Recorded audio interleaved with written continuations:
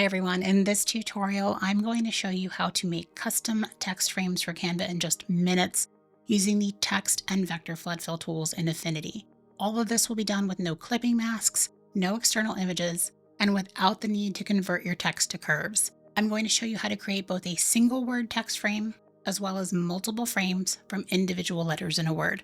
There's a little trick to making that second one work in Canva, so stay tuned for more on that. I'm using the Unified Affinity by Canva app on the desktop. If you're using version 2 of either the desktop or iPad apps, the overall process is the same, you're just going to need to export yours differently. Are you ready? Let's get started. I'm here in Affinity and I've set up a 3000 pixel squared canvas and I'm in the default Vector Studio. Set your canvas up to whatever size you prefer working with and work in whatever studio you're most comfortable in. You just need access to the artistic text and vector flood fill tools, as well as the stock panel. Now, as a quick refresher, the way that custom Canva frames work is that you start with a vector as a base layer and fill that with a raster image. Now, you may have seen tutorials, including here on this channel, where you create the vector shape and then clip a separate bitmap inside of it. And where text is used, you've likely seen where you need to convert the text to curves, but none of that is actually necessary. In this tutorial, we're going to create a word using the artistic text tool and then use the vector flood fill tool to create either a single word or individual letters already filled with bitmaps, no clipping masks or conversion required. I'm going to do everything in a single canvas using the same word. I'm going to select my artistic text tool. You can also hit T on your keyboard, and I'll just start to drag out a letter to set the size that I want. And I'm just going to type in text. Now I want to change the font to something a little bit bigger and thicker, so I'm going to use Azo Sans Uber and just scale this down a little bit. Now if I want to change the spacing while I have it selected, I can either hit Alt or Option and use my arrow keys to go right or left. I actually like where it's set, so I'm going to leave it alone. Now right now I have a black fill with no stroke and I actually want opposite of that. So I'm going to go over here to the left and just click on the arrow so that I have no fill and a black stroke. And if I deselect that, you can see that there. Now, as I just mentioned, we're going to create the letters to send to Canva using the vector flood fill tool, and these strokes are going to provide the guides for that. So I'm going to select the word, and then I want to select my vector flood fill tool. You always want to select the tool first because the first time you use the tool in a canvas, it's going to give you this solid red fill. Anytime after that, it's going to remember the last fill used. Now for these frames, I don't want a solid fill, I want a bitmap fill. So I'm going to head to my stock panel. If you don't see your stock panel, you can either click on this downward caret and choose panels and find it here to toggle it on, or you can go up to the top to window and down to layout and make sure that it's checked. Now the bitmap that you use doesn't matter. It's going to be removed once it's in Canva. It just needs to be a raster rather than a vector. So I've already keyed in paper here and I'm just going to click to select one of them. And you can see that my fill changed to that image. Now for the first frame, again, I want to create a single frame out of the entire word so that when I add an image to it in Canva, it spans all 4 letters. To do that, I need a single bitmap layer from this word. So with my text selected and my vector flood fill tool, I'm going to hover and click to add the first bitmap, and I'm going to hold my mouse button down. So I don't want to release. I'm going to drag across all 4 letters. And when I release, you can see I have a single polyline that has that bitmap fill in it. And that's all that I need to do for that one. So I can move right on to creating the next one. Now for the second frame, I'm going to bring that original text line down because I can reuse that. Again, I'm going to keep it selected and I'll select my vector flood fill tool. Now it still has the last bitmap fill that I used, and that's fine. You actually don't need different bitmap fills for each letter.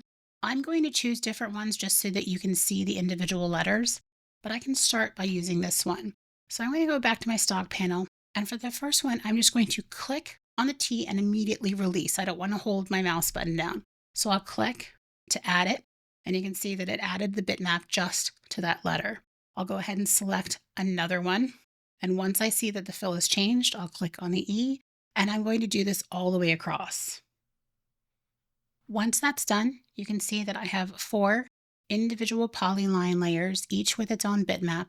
There's my original text line. Now I no longer need this. I can either toggle it off or I can delete it, which I'm going to go ahead and do. Now here's where that trick comes in that I mentioned in the introduction. If I leave all 4 polylines lined up perfectly like this, Canva's going to read it as one big block. I don't know why that's the case, but it's not going to read it as individual letters. It's actually going to create a frame that matches this bounding box. In order to get it to read each individual letter, I need to break up that perfect line a bit, just making sure that none of them are lined up with one another. You don't need to move them a significant amount, just enough that Canva doesn't see it as a single block of text. Once we're in Canva, we'll be able to use the alignment options to line everything back up. So I'm just going to use my move tool, and I'm holding shift down just to keep everything in place horizontally. I just want to move these a little bit vertically. So with both frames done, I'm all set to export this to Canva and complete the frames. If you're following along on version 2 of the app, you'll need to export this as a PDF and then import it into Canva to finalize the frames. For those of you on the Unified app, you have 2 options. You can either go up to File up here at the top and down to Export, and then choose Canva Design down here at the bottom, or you can use the Quick Export option up here at the top, which is what I'm going to do.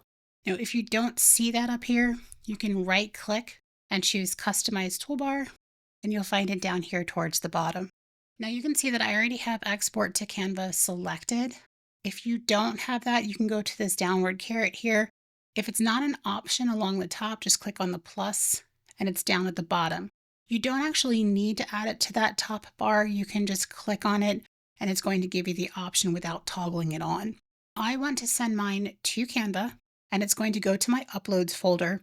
I personally find I have more consistent success using this option when I already have Canva open on my desktop and I allow it to show it in the Finder before it brings it into the app. So I'm going to leave that checked. I'll click Export and let it do its thing. And once it's exported, it's automatically going to open up in Canva. So I'll see you there. All right, my design has opened up here in Canva. And if I click on it and I go to Position and Layers, you can see that I have that single layer of text. And then I have my 4 individual frames. So let's start with the easiest one here. I'm going to select it, and in the options menu, I'll click on the trash can and it gives me 2 options. I'm going to choose delete image, and there's my frame. And let's go ahead and do the same with these.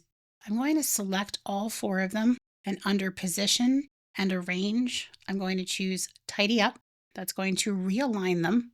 And then I'll go into each individual letter and again, delete the image, leaving the frame. With all that done, I can start adding some images in here from Canva. So I'm going to bring this in as a background, and I'll drag this one in to my single frame. And then I'm just going to drag some into these individual frames one by one. And then because these are individual frames, I also have the option of rotating them. I can make them bigger. I can change their layer order if I want. I can do whatever I need to as individual frames, and I'm all set. If you have any questions about what you've learned here or a suggestion for a tutorial that you'd like to see, let me know in the comments below. I have lots more Affinity and Canva tutorials on the way, so be sure to subscribe so you always know when a new tutorial is published. In the meantime, you might want to check out one of these 2 next. Thanks for watching.